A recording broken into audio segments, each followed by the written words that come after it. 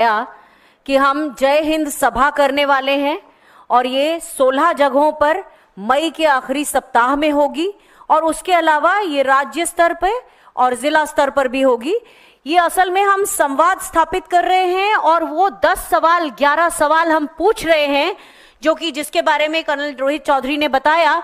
पहले 2 सवाल कि इंटेलिजेंस फेलियर कैसे हुआ, दूसरा आतंकवादी अब तक पकड़े क्यों नहीं गए और अभी सरकार उनको पकड़ने के लिए आगे क्या प्लान बना रही है, तीसरा सीज फायर अचानक क्यों हुआ और चौथा कि ट्रंप ने कैसे ये कहा कि व्यापार के कारण हमने ये सीज फायर करवाया है, इस पर सरकार का कोई स्पष्टीकरण नहीं आया।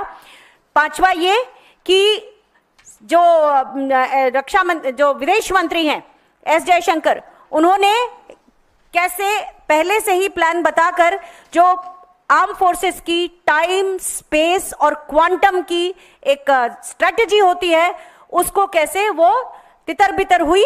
और उसके अलावा हम ये सवाल भी पूछना चाहते हैं कि आने वाली 25 मई को प्रधानमंत्री नरेंद्र मोदी जी की सरकार ने केवल एनडीए के मुख्यमंत्रियों की एक बैठक बुलाई है इसी मुद्दे को लेकर।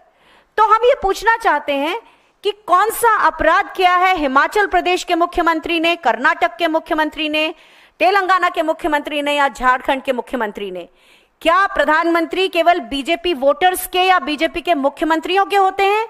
क्या देश केवल बीजेपी वोटर्स का है? इसलिए हम ये मांग करते हैं कि सभी मुख्यमंत्रियों को इस बैठक में शामिल होना चाहिए। दूसरी चीज यह है कि 2 बार सर्वदलीय बैठक हुई, दोनों बैठकों में प्रधानमंत्री नरेंद्र मोदी जो कि शीर्ष नेतृत्व है वो नहीं आए। क्या उनके लिए राष्ट्रीय सुरक्षा प्राथमिकता नहीं है? ये एक दूसरा मतलब हमारा 6वां 7वां सवाल है। ये एक और चीज कि अब टीवी पर प्रचार हो रहा है, पीआर इवेंट्स हो रहे हैं, लेकिन जिस तरीके से पेशेवर तरीके से हम किसी मुद्दे को संभालते थे, लोगों तक पहुंचता था, संवाद जाता था, लोगों को सही तरीके से मालूम होता था, वो कहां चला गया? दिन भर हम प्रचार माध्यमों में और उसमें भी हम देखते हैं प्रधानमंत्री जी के पोस्टर बैनर भी लग रहे हैं जिसमें वो डांगरी पहन के, कहीं बैटल जैकेट पहन के ये वो दिखाई पड़ते हैं।